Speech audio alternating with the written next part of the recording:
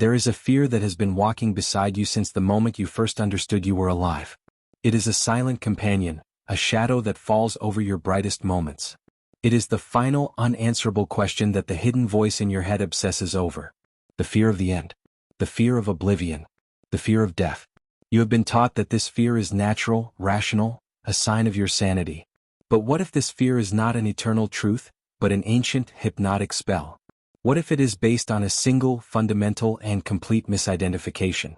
What if the you are so afraid of losing, never actually existed in the first place? Tonight we will not try to comfort this fear. We will not try to reason with it. We will, with gentleness and courage, expose the illusion upon which it is built. And once you hear this truth in the silence of your own being, you will never fear death again. If you are ready to look the ultimate fear in the eye and see it dissolve into nothing, then take a slow, conscious breath and step into this sacred space with me. Your liberation from this final terror begins now. Subscribe and join this journey, because what lies on the other side of this fear is not an end, but the beginning of your real, fearless, and infinite life. Part 1. The prison of the final act. Let us begin by honoring the fear. Let us not pretend it isn't real. Feels real. It lives in your body. Feel it now just for a moment. The subtle, background hum of anxiety that accompanies the knowledge of your own mortality. It is the ultimate deadline, the final appointment for which there are no extensions. It is the shadowy accountant who will one day come to close the books on the story of you. This fear has been the silent, uncredited director of your entire life. It is the reason you cling so tightly to things. Feel the desperate grip on your youth, your health, your possessions. The voice in your head, the fearful narrator, tells you, hold on, accumulate, preserve, because it's all going to be taken away. And so you live in a state of subtle, constant contraction, trying to build a fortress of security against the inevitable tide of change and decay. This fear dictates your choices. It is the reason you may have stayed in a job you hated, a relationship that dulled your soul, because the perceived safety of the known prison seemed preferable to the terrifying risk of the unknown freedom. The fear of the ultimate end makes you terrified of all the little ends along the way, the end of a marriage, the end of a career, the end of an identity. You live life as if walking on a tightrope, terrified of the fall, never realizing you have wings. The fear lives in your cells. It manifests as the desperate search for the right diet, the right supplement, the right medical procedure that will postpone the final act. It is the engine of a multi-billion-dollar industry that profits from your belief that your body is a machine that must be perpetually fixed, a battle that must be waged against the forces of time. You look in the mirror and you see the story of decay written on your own face, a new wrinkle, a gray hair, and the hidden voice whispers the terrifying story, the clock is ticking. You are running out of time. This is the prison. A beautiful, tragic, and utterly convincing prison, whose walls are made of time and whose bars are made of the fear of its ending. You have lived within this cell for so long that you have forgotten the sky. You have mistaken the story of a single, finite life for the truth of your being. You see yourself as a single, fragile candle flame, flickering in a vast and indifferent darkness, knowing that at any moment, the wind can snuff you out, leaving nothing behind. Tonight we will not try to make the candle burn longer.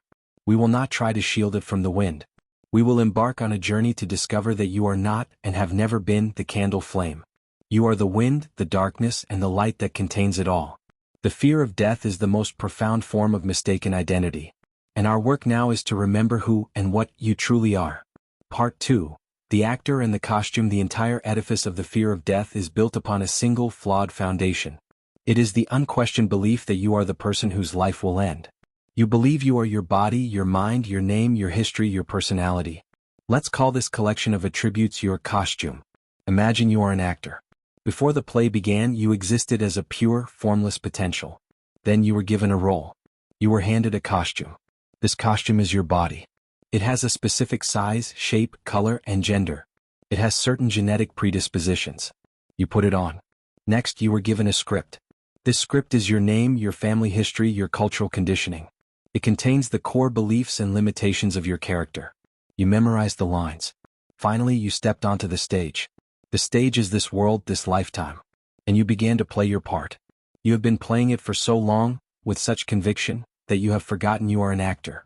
You have completely and utterly identified with the costume and the script. You believe you are the character. You feel the character's triumphs as your own. You feel the character's heartbreaks as your own.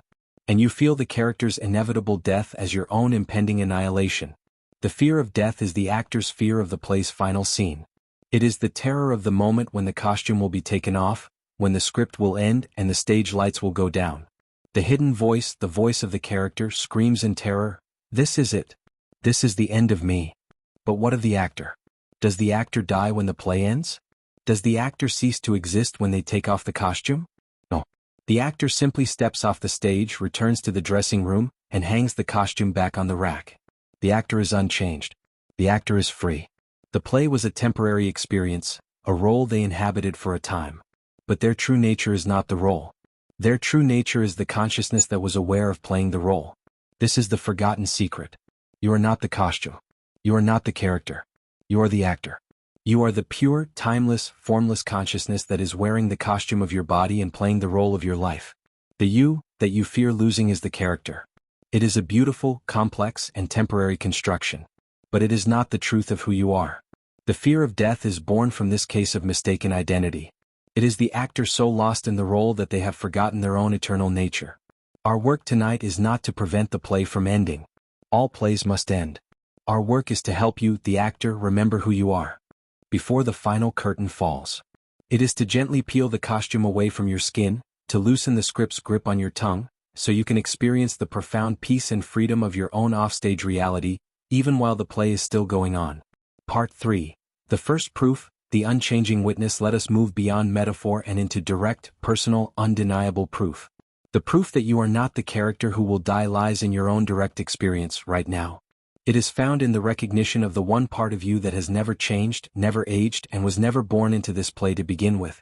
This is the unchanging witness. I invite you to undertake a journey in your own consciousness. Find a quiet space. Close your eyes.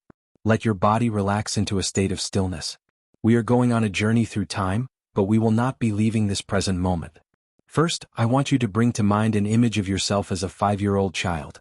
See that child clearly in your mind's eye. See their small body, their unlined face, their eyes full of wonder and a little bit of mischief. Remember a specific scene from that time. Maybe you are in your childhood backyard, the sun warm on your skin, the smell of freshly cut grass in the air. Remember the feeling of being in that small body. The world seemed so large then. Your thoughts were simple, direct, present. Your emotions were like summer storms, intense but passing quickly. Really be there, in that memory. Now, who is it that is aware of this memory? Who is it that is watching this 5-year-old child? There is the image of the child and there is the awareness of the image. Are they the same? The child's body is gone. The child's thoughts are gone. But the consciousness that is now remembering that child, is it 5 years old? Does it feel young? Or is it simply aware? Hold that awareness. Now, let the image of the 5-year-old fade and bring to mind an image of yourself as a 15-year-old teenager. See that adolescent body, awkward and changing. Feel the storm of hormones, the confusion, the intense, world-shattering emotions of first love and first heartbreak. Remember a specific moment from that time. A school dance, a conversation with a friend, a moment of feeling completely misunderstood by the world. Feel the angst, the passion, the desperate search for identity. And now ask again. Who is it that is aware of this memory? Who is watching this passionate, confused teenager? The teenager's body is gone. Their intense, dramatic thoughts have long since passed. Their world has vanished. But the consciousness that is now observing this memory, has it aged 10 years? Does it feel like a teenager? Or is it the exact same, silent, unchanging awareness that was just watching the 5-year-old? Let's do it one more time. Let the teenager fade and bring to mind yourself at 30 or 40, or whatever age feels like a distinct chapter in your past. See the adult, with their responsibilities, their accomplishments, their worries, their deeper, more complex web of relationships. See the lines of experience on their face. Feel the weight of their life, the triumphs and the compromises. And ask the question for the final time. Who is witnessing this? Who is aware of this 30-year-old? The body has changed again. The thoughts are different. The life circumstances are completely transformed. But the awareness that is watching, has it changed at all? Is it not the exact same silent, still, ageless presence that was there at 5 and at 15? This is the proof. You have just experienced it.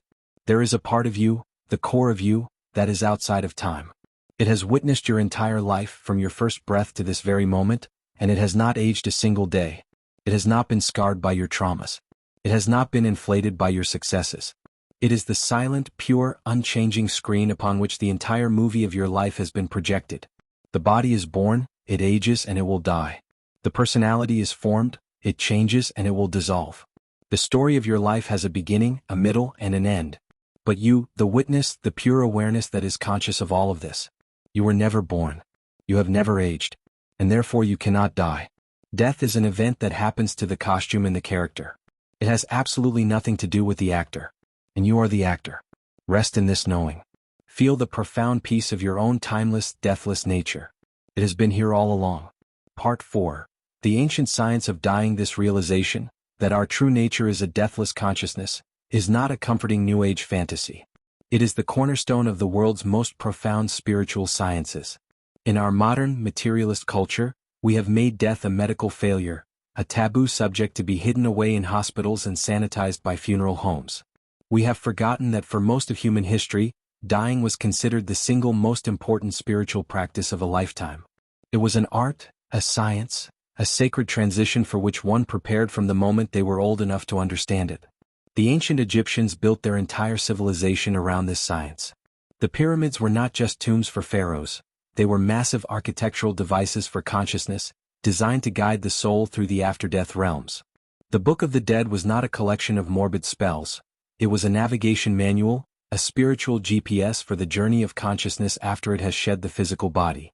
It contained instructions on how to face the various demons and gods one would encounter, which the mystics understood were not external entities, but projections of one's own mind, the contents of one's own consciousness made manifest. The goal was to navigate these realms without fear and without attachment, in order to achieve a favorable rebirth, or for the highest initiates, to merge completely with the eternal light of Osiris, the deathless source. Centuries later, in the mountains of Tibet, an even more psychologically sophisticated science of dying emerged, codified in the text known as the Bardo Thodol, the Tibetan Book of the Dead. This text describes with stunning precision the various stages, or bardos, that consciousness passes through after leaving the body. It describes the first moment after death as the dawning of the clear light of reality, the pure, unmodified radiance of our own true nature, of mind itself.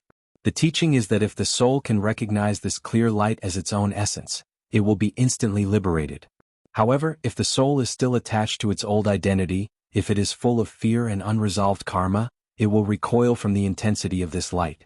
It will then enter into the subsequent bardos, where it will be confronted by a phantasmagoria of visions, peaceful and wrathful deities, heavenly realms and hellish landscapes.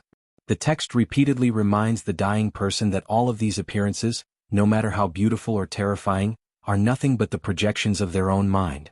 They are the contents of the simulation, the stuff of their own psyche, now playing out on the screen of the after-death state. The entire practice is one of learning to recognize every experience as a dream, as an illusion, so that one can navigate the process without fear and consciously choose one's next incarnation or achieve final liberation. This ancient science is echoed in the words of modern spiritual teachers. The great Ram Dass, who faced his own aging and stroke with profound grace, often said, "In the end, we're all just walking each other home." Person in lotus position. This simple, beautiful phrase reframes death entirely. It is not a solitary fall into oblivion. It is a supported, communal journey of return. A homecoming. The fear of death, he taught, comes from our over-identification with the ego, with the costume. The ego is a very handsome chariot, but it is not the horseman. The work of life is to disidentify from the chariot and to become one with the horseman, the silent rider, the witness, who is simply on a long journey through many landscapes. These traditions, ancient and modern, are not based on blind faith. They are based on the accumulated wisdom of countless mystics, yogis, and shamans who have explored the inner territories of consciousness and have mapped the journey beyond the physical form. They all return with the same message: the part of you that can die is not the real you, and the real you cannot die. Death is not an extinction. It is a transition. And it is a transition for which you can and must prepare. Part 5. The practice of a good death. So how do we prepare? How do we practice for this final, great transition? We do not wait until we are on our deathbeds. The training begins now, in the midst of life. The art of dying well is the art of living well. It is the practice of dying to the little self, moment by moment. The core practice is the art of letting go. Death, in its essence, is the ultimate act of letting go. You must let go of your body. You must let go of your possessions. You must let go of your roles, parent, child, spouse, professional. You must let go of your memories. You must let go of your name. You must let go of the entire story of you. The reason this feels so terrifying is because we have spent our entire lives doing the opposite. Clinging, accumulating, identifying. We are completely out of practice. So, the training is to practice letting go in small ways, every single day. This is a profound shift in how we approach life. It is moving from a mindset of accumulation to one of liberation. If you are ready to begin this practice, to learn how to live more lightly, to hold the world with an open hand rather than a clenched fist, then I invite you to make a commitment to yourself right now. Click the like button. Let it be a symbol of your willingness to let go. A declaration that you are choosing freedom over attachment. By sharing this, you send a message of liberation to others who are also burdened by the weight of their own clinging. Let's create a collective field of release. Now let's turn this into a tangible practice. Let's call it the daily shedding. I invite you for a moment to close your eyes.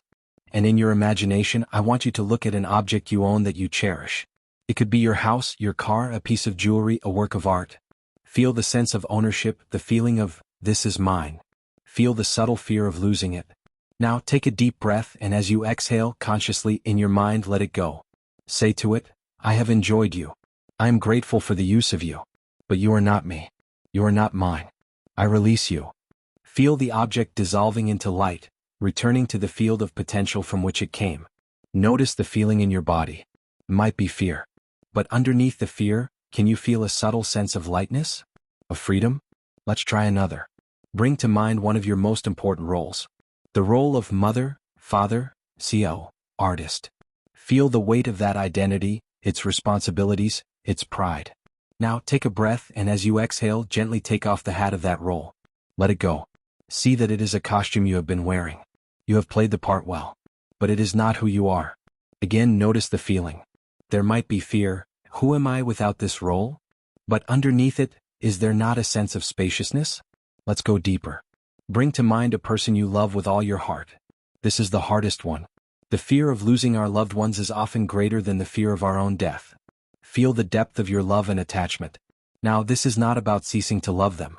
It is about transforming the nature of that love. Take a breath, and in your heart, release them from the prison of your need. Release them from the burden of having to be there to make you happy, to make you feel safe. Love them not as a possession, but as a sovereign, eternal being on their own journey. Love them freely without clinging. Wish them ultimate freedom and happiness, whether that includes you or not. This is the highest love. And it is the ultimate practice for death. By practicing this kind of radical, loving detachment every day, you are rehearsing for the final act. You are training your consciousness to not identify with form. You are learning to hold the entire world with an open hand. And you begin to realize a profound truth. Nothing that can be taken from you is real. The only thing that is real is the one thing you can never lose. The silent, loving awareness that is witnessing this very practice. And to know that, to live from that, is to be free from the fear of death forever. Part 6. The body as a temporary garment. Let us now turn our attention back to the source of our most immediate fear. This body. This collection of flesh, blood, and bone that we so completely identify with. From the moment of birth, the clock of its decay seems to begin. It grows, it peaks, and then it begins the slow, inexorable process of decline. This process is the most tangible, undeniable evidence the hidden voice uses to prove the story of our impending doom. Look, it says, pointing to a wrinkle, an ache, a failing sense of sight. The costume is fraying. The end is near. The forgotten teaching invites us to a radical reframing of our relationship with this physical form. It asks us to stop seeing the body as us, and to begin seeing it as a precious, temporary garment, loaned to us by the universe for the duration of this particular adventure. Imagine you are about to embark on a long journey to a strange and cold country. A wise friend gives you a warm, heavy, durable coat. You will need this, they say. It will protect you from the elements. It will allow you to function in that environment. Take good care of it. You put on the coat. And for the journey, it becomes your most intimate companion. It keeps you warm. It shields you from the wind and rain. You become deeply familiar with its particular smell, the feel of its fabric, the way its pockets are arranged. But do you ever, for a moment, believe that you are the coat? Do you believe that when the coat gets a tear that you are torn? Do you believe that when the coat eventually wears out and must be discarded, that you will cease to exist? Of course not. It is simply a garment. A temporary, functional, and deeply appreciated tool for your journey. This is the proper relationship to have with your body. It is your earth coat. It is a miraculous, self-healing, biological garment, perfectly designed for the specific environment of this planet. It allows you, the formless consciousness, to have a localized experience in a world of form. It allows you to taste, to touch, to smell, to see, to hear. It is a vehicle of unimaginable complexity and beauty. From this perspective, how do we treat it? We treat it not with the fearful obsession of someone trying to prevent the inevitable, but with the deep respect and gratitude of a wise traveler for their essential equipment. You don't abuse the coat. You clean it. You mend its tears. You protect it from unnecessary harm. You do this not because you think the coat is you, but because you know you need it for the journey. So, you feed your body well, not out of fear of disease, but out of reverence for the temple. You exercise it, not to fight aging, but to honor its design for movement and vitality. You allow it to rest, not out of laziness, but because you know the instrument needs to be retuned. And when the signs of aging appear, the fraying of the garment, you do not meet them with panic and despair. You meet them with a kind of tender gratitude. Ah, you can say, looking at a gray hair. A thread that shows the length and richness of the journey.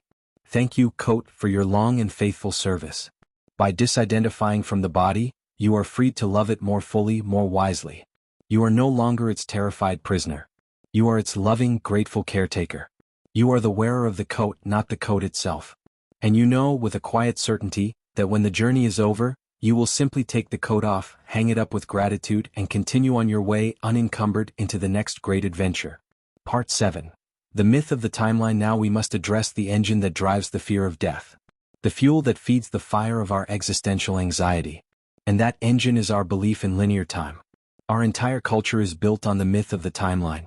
We see our life as a straight line, stretching from a fixed point in the past, birth, to a terrifying, unknown point in the future, death. We are a small now moment, forever moving along this line, away from what is gone and towards what is to come. And on this timeline, our most precious commodity is time itself. We believe we have a finite amount of it. And so we are always in a race. We are running out of time. We must make the most of our time. We don't have time to waste. This belief is the source of almost all our stress. And it is the absolute foundation of the fear of death, because death, in this model, is the end of the line. The point at which our timeline is brutally cut short. But what if the timeline itself is an illusion? What if it is a trick of the mind, a perceptual habit, and not a fundamental feature of reality? The forgotten teaching, echoed by all great mystics and now hinted at by quantum physics, is that there is only one moment. There is only now. The past and the future do not exist anywhere except as thoughts happening in your mind, right now. Let us prove this to ourselves. Where is the past? Can you go there? Can you find it? No. All you can ever access is a memory of the past. And where does that memory happen? It happens in your mind in this present moment. The past is a thought story you are telling yourself now. And where is the future? Can you go there? Can you touch it? No. All you can ever access is a projection, an image, a thought about the future. And where does that projection happen? It happens in your mind right now. The future is a fantasy story you are telling yourself now. The only thing that is ever real, the only place you have ever been or ever will be, is this timeless, ever-present now. You have never left it. You cannot leave it. It is the very fabric of existence. When you fully grasp this, the entire concept of a lifespan begins to dissolve. You are not a being with 80 years to live. You are an eternal being, living in an eternal now, that is simply taking on the appearance of an 80-year story. The story has a beginning and an end.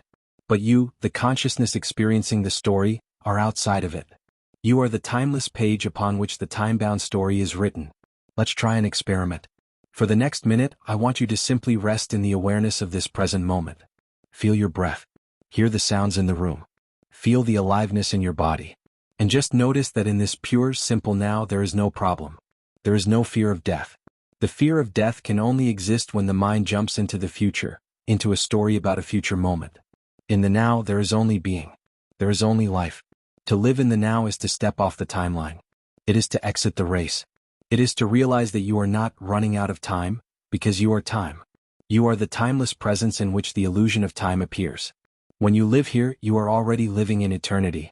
An eternity that is not an endless duration of time, but an existence completely outside of time. From this perspective, what is death? It is not the end of your timeline. It is simply the end of a particular story that was being told within the timeless now. It is a change in the dream. The dreamer, however, remains. You, the eternal presence of the now, remain forever and always. To know this, to live this, is to die to the fear of death itself. Part 8. What is it that was born? We have spent this entire journey dismantling the fear of death. But now, let us approach the mystery from the opposite direction. Let's not investigate death. Let's investigate birth. This may be the most powerful inquiry of all. We have a story about our birth. We have a birth certificate with a date and a time. We have photographs of a small, helpless infant. We believe without question that on that date, I came into existence. I was born. But who or what exactly was born on that day? Was it you, the pure, silent, unchanging awareness that has been witnessing your life? Was that awareness born? Think about it. For something to be born, it must have a beginning in time.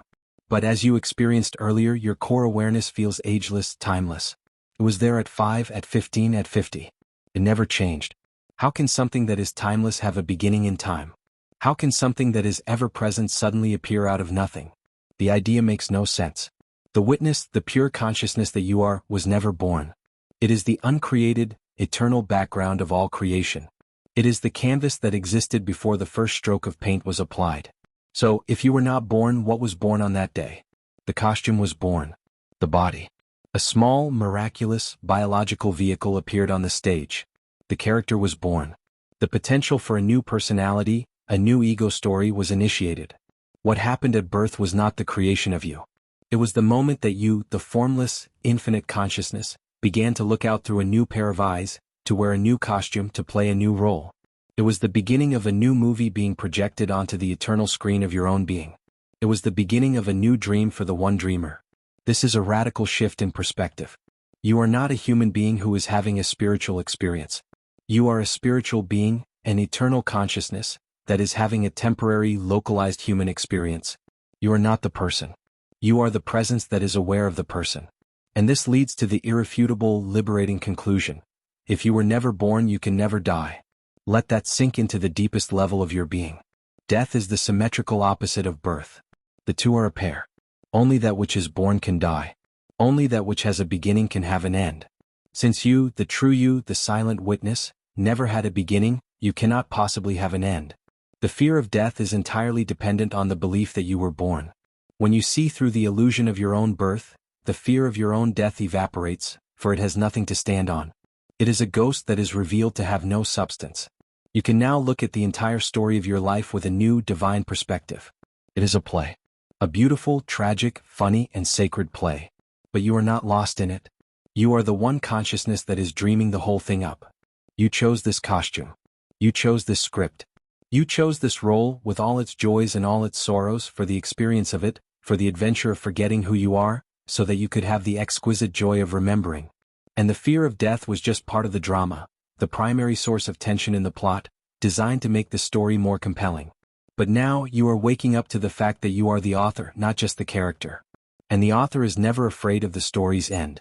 Part 9. The great unveiling. Now that we have dismantled the fear, we are free to reimagine the event itself. We can take the word death, with all its heavy, dark, and terrifying connotations, and we can replace it with a new language, a language of liberation and beauty. Let us no longer call it death. Let us call it the transition, the great unveiling, the homecoming. What is this transition? It is not a fall into nothingness. It is a return to everything. It is the shedding of limitation. Imagine you have been wearing a heavy, armored diving suit your whole life, walking on the bottom of a deep, dark ocean. The suit has allowed you to survive in that environment, but it is also cumbersome, restrictive.